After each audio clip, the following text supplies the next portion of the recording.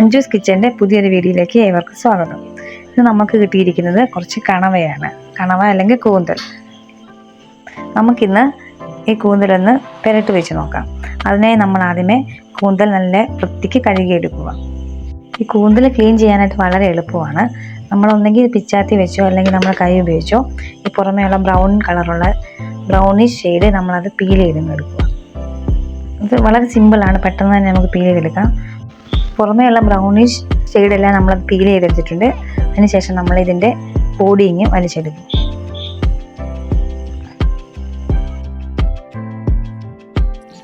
ഇപ്പോൾ നമ്മൾ എടുത്തിരിക്കുന്നത് കൂന്തലിൻ്റെ തലഭാഗമാണ്. കൂന്തലിൻ്റെ ഈ തലഭാഗം നമുക്ക് ആവശ്യമില്ല. നമുക്കപ്പോൾ ഒരു കത്തിയോ അല്ലെങ്കിൽ കയ്യോ ഉപയോഗിച്ച് നമ്മുടെ ഈ ഭാഗം നമുക്കത് റിമൂവ് ചെയ്ത് കളയാം.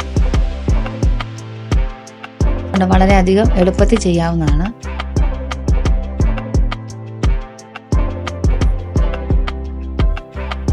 അതിനുശേഷം നമുക്ക് ഈ കൂന്തലിൻ്റെ 2 കണ്ണിൻ്റെ ഭാഗം നമുക്ക് കളയാം. ബാക്കി വരുന്ന ഭാഗത്തെ സ്കിന്ന് നമ്മൾ പഴയതുപോലെ തന്നെ വീണ്ടും റിമൂവ് ചെയ്ത് കൊടുക്കും. കൂന്തലിനുള്ളിൽ എല്ല് പോലത്തെ ഒരു സാധനമുണ്ട്, അത് നമ്മളിങ്ങനെ പുറത്തെടുക്കുക. അതിനുശേഷം ഇതിൻ്റെ അകം നല്ല വൃത്തിയായി കഴുകുക. അകത്ത് നല്ല വേസ്റ്റും കാര്യങ്ങളും എല്ലാം കാണും. നല്ല രീതി ഇതുപോലെ നന്നായി കൂന്തൽ ക്ലീൻ ആക്കി എടുക്കുക.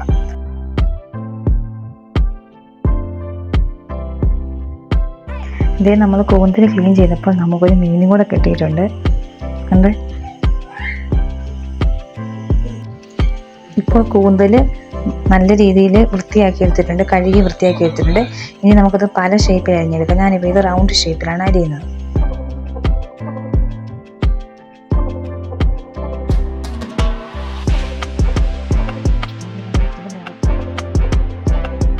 ഇപ്പോൾ നമ്മൾ കഴുകി വൃത്തിയാക്കി കൂന്തൽ അരിഞ്ഞെടുത്തിട്ടുണ്ട്. ഈ ഒരു വലിപ്പത്തിൽ വേണം നമ്മൾ അരിഞ്ഞെടുക്കാൻ.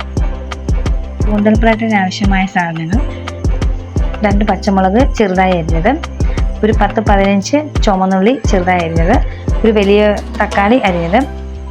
ഇവിടെ ഞാനിപ്പോൾ എടുത്തിരിക്കുന്നത് 2 സവോളയാണ്, അത് ചെറുതായി അരിഞ്ഞത്, ഒരു 5-6 ഉള്ളി വെളുത്തുള്ളി, ഒരു ചെറിയ പീസ് ഇഞ്ചി. നമ്മളിപ്പോൾ പാൻ അടുപ്പത്തേക്ക് വെച്ചിട്ടുണ്ട്. നമ്മൾ സ്റ്റൗ സിമ്മിലിട്ടിട്ട് ഇപ്പോൾ നമ്മളെ പാൻ നന്നായി ചൂടായിട്ടുണ്ട്. നമ്മൾ അതിലേക്കൊരു 2 ടേബിൾ സ്പൂൺ വെളിച്ചെണ്ണ ചേർക്കുക.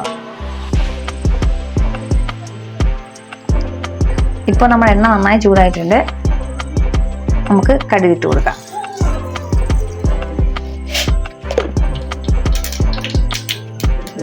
ഇപ്പോൾ കടുക് നന്നായി പൊട്ടി വരുന്നുണ്ട്.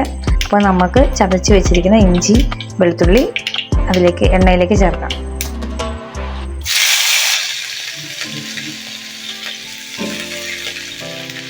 അതൊന്ന് ചെറുതായി മൂത്ത് വന്നതിന് ശേഷം നമ്മൾ അരിഞ്ഞു വെച്ചിരിക്കുന്ന പച്ചമുളക് ചേർത്ത് കൊടുക്കാം. സിമ്മിലിട്ടിട്ട് വേണം ഇത് ചെയ്യാൻ. അരിഞ്ഞു വെച്ചിരിക്കുന്ന കൊച്ചുള്ളി നമുക്ക് ചേർത്ത് കൊടുക്കാം.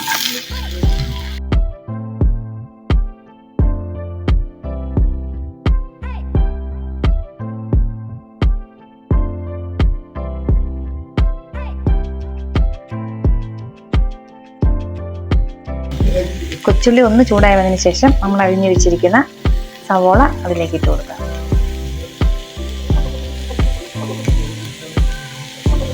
സവോള ഇട്ടതിന് ശേഷം നമ്മൾ നന്നായി ഇളക്കി കൊടുക്കുക. സവോളയൊക്കെ നല്ലോണം വെന്ത് ഒരു ബ്രൗൺ നിറമാകുന്നത് വരെ നമ്മൾ സിമ്മിലിട്ട് ഇളക്കി കൊടുത്തുകൊണ്ടേ ഇരിക്കുക. സവോള ഉള്ളി നന്നായി വഴന്നു വന്നിട്ടുണ്ട്. ഏകദേശം ഈ പരുവമാകുമ്പോഴത്തേന് നമ്മൾ മുളക് പൊടി നമ്മുടെ മസാലക്കൂട്ടെല്ലാം ചേർക്കും. ഇത് നമ്മൾ കാശ്മീരി മുളക് പൊടിയാണ് ചേർക്കുന്നത്. അതുകൊണ്ട് നമ്മൾ 1.5 സ്പൂൺ കാശ്മീരി മുളക് പൊടി, അതേ അളവിൽ നമ്മൾ മല്ലിപ്പൊടി ചേർക്കുക. നമുക്ക് എരിവിനാവശ്യമായ കുരുമുളക് പൊടി, അല്പം പെരിഞ്ജീരകം പൊടിച്ചത്, അല്പം ഗരം മസാല പൊടിച്ചത്. ചേരുവകളെല്ലാം നന്നായിട്ട് യോജിപ്പിക്കുക. ലേശം മഞ്ഞൾപ്പൊടിയോടെ ചേർത്ത് കൊടുക്കുക. മസാലയുടെയൊക്കെ പച്ചമണം നന്നായി മാറിയിട്ടുണ്ട്. ഇനി നമുക്കല്പം തക്കാളി ചേർത്ത് കൊടുക്കാം.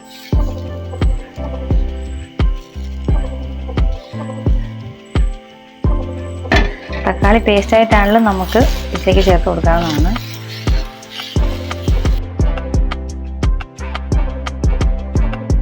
ഗ്രേവിക്ക് ആവശ്യമായി നമുക്ക് കുറച്ച് വെള്ളം കൂടെ ചേർത്ത് കൊടുക്കാം.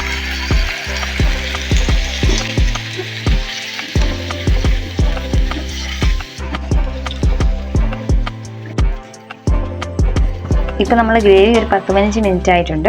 ഇപ്പം ചെറുതായിട്ട് നല്ല മണമൊക്കെ വന്നു തുടങ്ങിയിട്ടുണ്ട്. ഈ സമയത്ത് നമുക്ക് കഴുകി ഫ്രഷായിട്ട് വെച്ചിരിക്കുന്ന കൂന്തൽ ചേർത്ത് കൊടുക്കാം. കുറച്ചായിട്ട് നമുക്ക് കൂന്തൽ ഇട്ട് കൊടുക്കാം.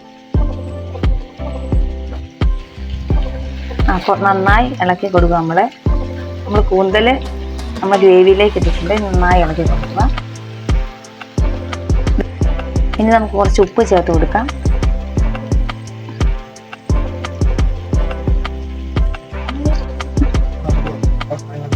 നല്ല രീതിയിൽ ഇനി ഒന്ന് വരട്ടിയെടുക്കാം. ഈ കണവയിലെ വെള്ളമൊക്കെ ഒന്ന് വറ്റി ഒരു 15-20 മിനിറ്റോളം നമ്മൾ ഇതിട്ട് വേവിക്കാം. ഇപ്പോൾ കൂന്തൽ നന്നായി വേകാൻ തുടങ്ങിയിട്ടുണ്ട്. ഇനി നമുക്കൊരു 10-15 മിനിറ്റോളം ഇത് നിന്ന് വേവിക്കണം. കൂന്തലിന് മുകളിലേക്ക് നമുക്ക് കുറച്ച് കരിയാപ്പലം കൂടി ഇട്ട് കൊടുക്കാം.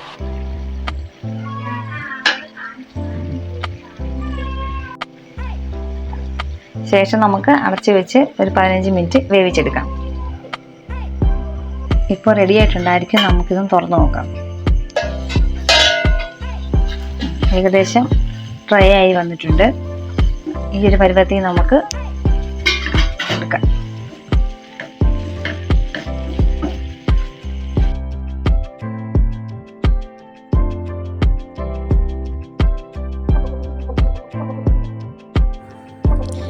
എൻ്റെ ഈ റെസിപ്പി ഇഷ്ടമായെങ്കിൽ ലൈക്ക് ചെയ്യുക, കമൻറ്റ് ചെയ്യുക, സബ്സ്ക്രൈബ് ചെയ്യാൻ മറക്കരുതേ. മറ്റൊരു റെസിപ്പിയുമായി വീണ്ടും കാണാം.